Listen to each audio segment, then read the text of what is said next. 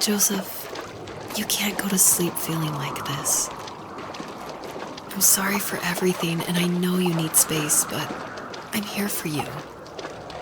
You don't need to feel so lost. Joseph, have I ever told you what my mother was like? You know what it's like not to have a mom at home, and you know how hard that made my childhood. What helped me was watching the birds in the morning before the school bus came. I thought that my mother was one of those birds, and it made me want to be free like her. My mom taught me how to fold origami cranes while she was in the hospital, so I told myself I would fold one every day until I could fly myself.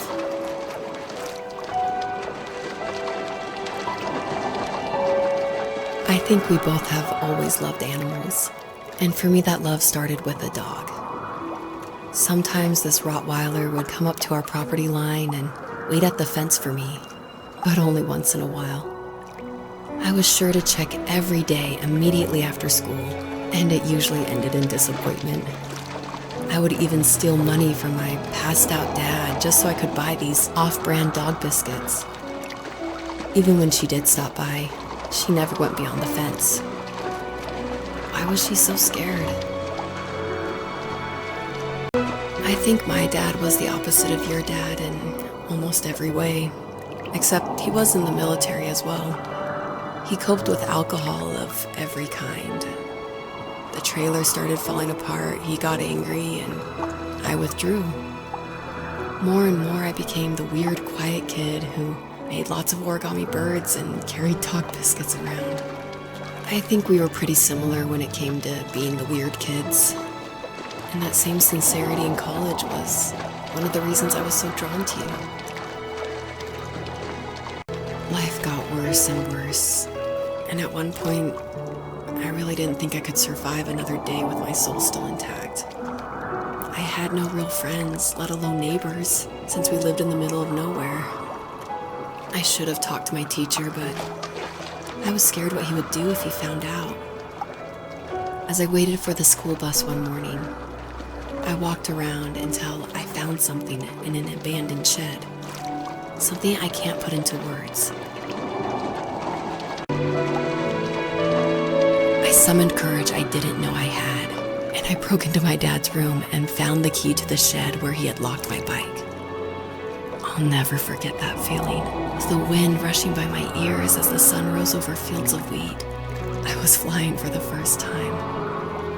I biked as far as my legs could take me until I found a house that felt friendly and that felt like home. Those strangers helped me in so many ways. And if it wasn't for them, I wouldn't have found my foster family. And if it wasn't for my parents, I wouldn't have met you.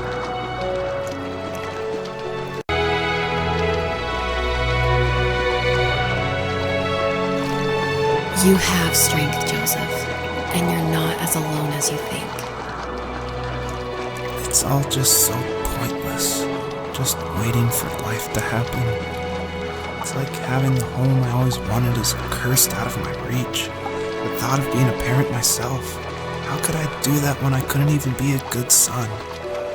I'm sorry, I know what you're saying. I just don't know how things will work out. These quiet hours will turn into years. We'll wonder which roads passed us by.